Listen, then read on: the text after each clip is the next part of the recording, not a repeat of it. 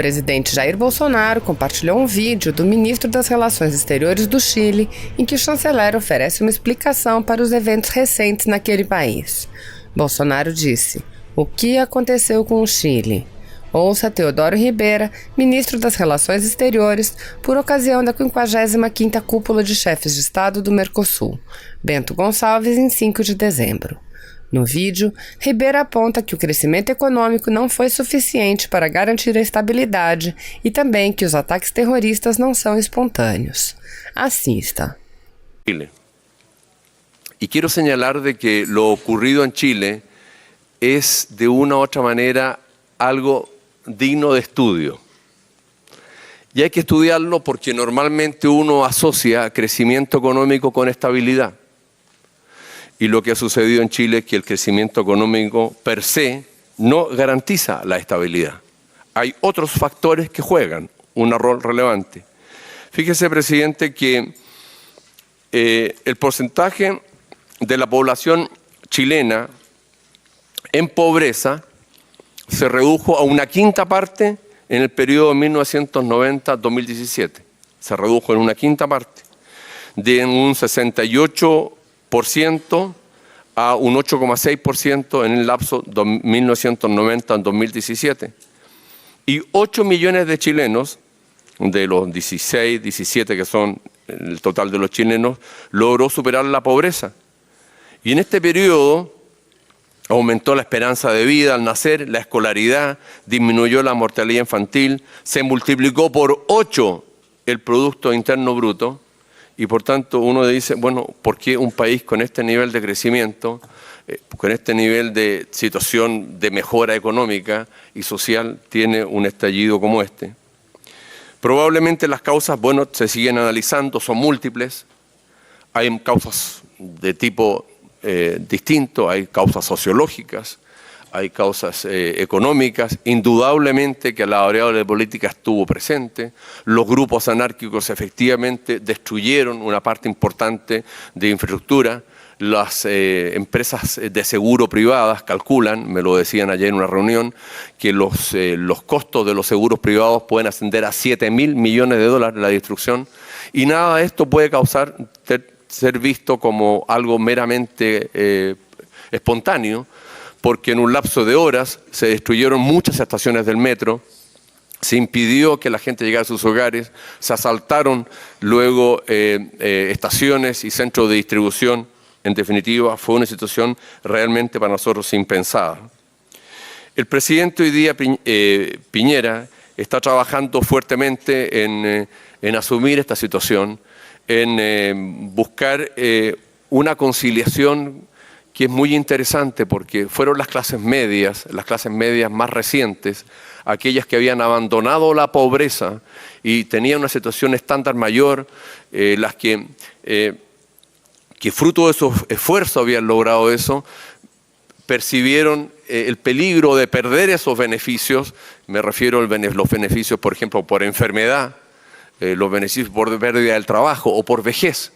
Y el tema de mirar muy bien cuál es el futuro de la vejez, dado el aumento de la expectativa de vida, cuál es la situación particular en caso de cesantía y cómo las personas resuelven el tema de la salud, fueron los que generaron sin lugar a duda una situación donde la misma clase media que habían llegado a constituirse en clase media se sintieron desvalidas y la respuesta del Estado en su conjunto, no de este gobierno, sino que de muchos gobiernos, no fue satisfactoria para ella.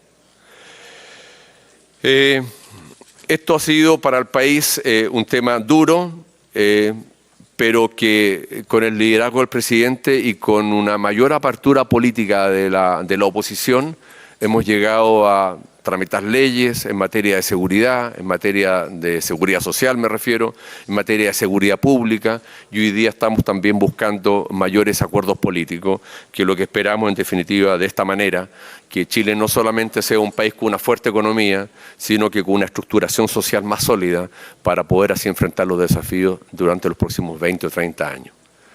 Presidente Macri, muchas gracias por sus palabras, les lo agradezco sinceramente. Presidente Bolsonaro, muchas gracias por invitarnos y por su liderazgo. Muchas gracias.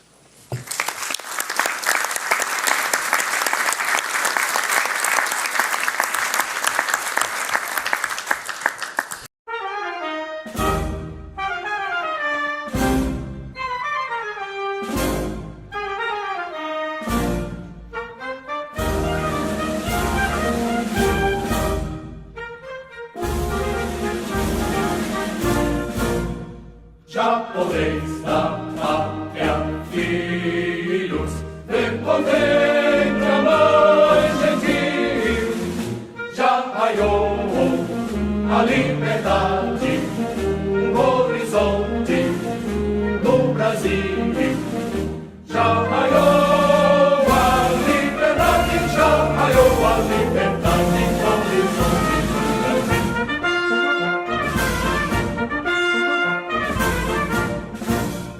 Brava gente brasileira, longe vá, temor servir, ou ficar. Há dias que parece que a justiça não existe. Nós assistimos criminosos sendo soltos, fazendo pouco da justiça. Nós nos cansamos de ouvir tantas mentiras. Nós, por vezes, assistimos até condenados, parricidas, saindo às ruas em Dia das Mães, Dia dos Pais. E eu sempre me indago, né? Por que isso acontece? Porque a justiça, por vezes, nos é negada. A minha reflexão é que isso acontece sempre para nos lembrar que ela precisa ser conquistada. Nós caímos porque nós precisamos aprender a levantar. E essas situações de denegação de justiça simplesmente nos motivam, nos devem motivar a ir adiante, a reconstruí-la, a reconquistá-la. E é isso que nós temos tentado fazer no governo federal do presidente Jair Bolsonaro. Nós temos trabalhado firmes na área da segurança pública e na área da justiça para nós melhorarmos o nosso sistema de justiça.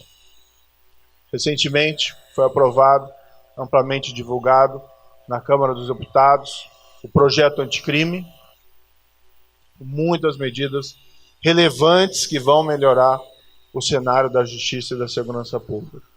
Já falei publicamente, respeitosamente, que a Câmara poderia ter ido além. Claro que isso faz parte do jogo democrático. Cabe a nós buscar convencer os parlamentares do acerto de todas as medidas, mas várias medidas ali propostas são extremamente relevantes. Para ficar em duas delas, algo simples, mas quando acontece, gera aquele desprezo pela justiça, aquele desprezo pela lei, aquela sensação de abandono, aquela sensação de terra de ninguém, a proibição para saídas temporárias de condenados por crimes hediondos com resultado morte. Se não vamos precisar mais ver parricidas, por exemplo, saindo do cumprimento de sua pena de prisão em feriados como o Dia dos Pais ou Dia das Mães. Simples, mas importante, né? Por uma questão de justiça, por uma questão de apreço à lei. Outra medida essencialmente importante, está ali previsto que os vereditos do Tribunal do Júri vão ser executados já a partir do julgamento de primeira instância. Não é incomum hoje em dia, após um julgamento do júri, que no Brasil é responsável por julgar homicídio e feminicídio, basicamente, crimes contra a vida, não é incomum que após um julgamento condenatório pelo Tribunal do Júri, com toda aquela solenidade própria do Tribunal do Júri, alguém condenado por um feminicídio, um requinte de crueldade, sai pela porta da frente.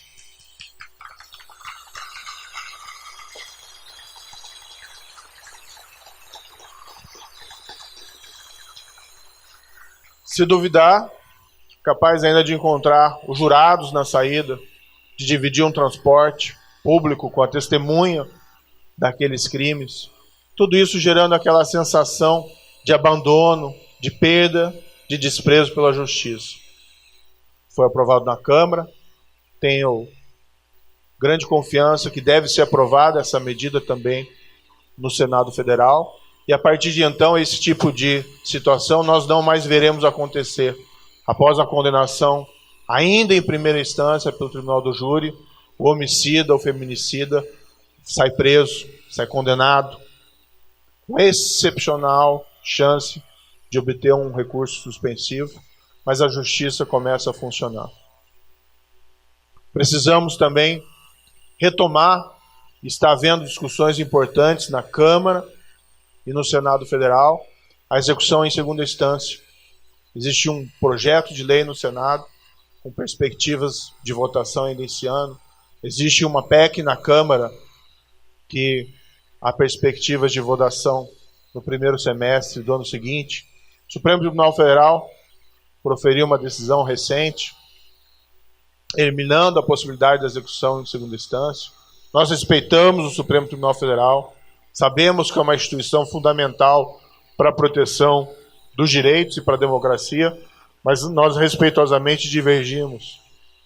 E o próprio Supremo Tribunal Federal sinalizou que o Congresso poderia alterar essa regra por uma questão de justiça, também por uma questão de segurança pública. Nós pensamos muitas vezes de corrupção, e é relevante, nós temos processos efetivos, de fato, contra a corrupção, mas isso vale em relação à criminalidade em geral. Esses dias tomei notícia de um fato, um condenado por homicídio de policial federal, aqui no Paraná, em Cascavel, fato ocorrido em 2012. O policial federal foi assassinado. 7 anos depois, após julgamento de segunda instância, depois de longos 7 anos, e 7 anos, para quem perdeu um ente querido, é muito tempo, o pai do policial viu a justiça ser realizada e o assassino foi preso após condenação em segunda instância. E ele foi ouvido, foi procurado pela imprensa e declarou naquela oportunidade a justiça sendo feita. Foram longos 7 anos, mas finalmente estou vendo a justiça sendo feita. Um mês depois, o assassino foi colocado em liberdade pela revisão do precedente do Supremo Tribunal Federal. Enfim, a responsabilidade do governo federal, especificamente do Ministério da Justiça e Segurança Pública, é compromisso assumido com o presidente Jair Bolsonaro. Nós sermos firmes com o crime organizado, com a criminalidade violenta e com a corrupção. Temos trabalhado intensamente para isso desde o início do ano. Temos visto excelentes resultados com redução dos principais indicadores criminais, o mérito compartilhado com as forças de segurança pública dos estados, que estão na linha de frente de combate à criminalidade, mas um mérito que eu ouso dizer também do governo federal, que os crimes têm caído em todo o país de maneira significativa. Nós tivemos até setembro menos 22% de assassinatos em comparação com o mesmo período do ano anterior. Significa 8.663 pessoas a menos que não foram assassinados em relação ao ano passado. Outros indicadores criminais também têm caído. Roubo à instituição financeira caiu 40% em relação ao mesmo período do ano passado.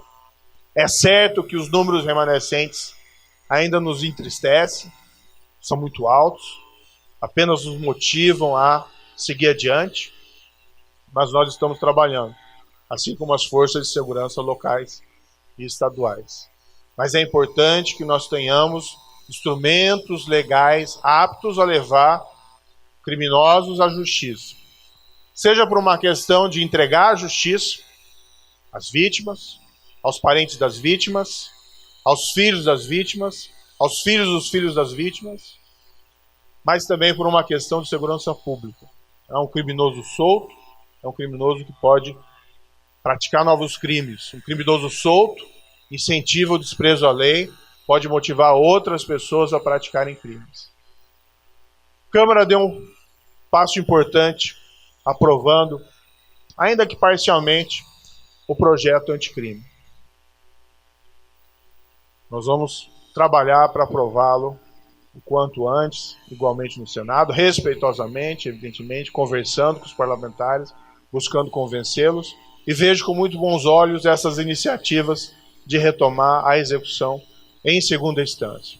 Tudo isso para dizer que, embora a justiça, por vezes, pareça estar distante, pareça não existir, nós sempre podemos retomá-la e reconquistá-la. E estamos avançando, apesar de pontuais reveses. E nada melhor do que falar sobre isso exatamente no Dia da Justiça. Confiem na justiça e segurança pública. Há muita gente boa no governo federal, nas forças de segurança locais, trabalhando para que nós tenhamos mais justiça e segurança pública. Muito obrigado. Se você apoia Jair Bolsonaro, curta este vídeo. Manifeste a sua opinião e compartilhe para que a vontade do povo brasileiro seja conhecida. Inscreva-se no canal para ter acesso gratuito ao nosso conteúdo. Uma produção Folha Política.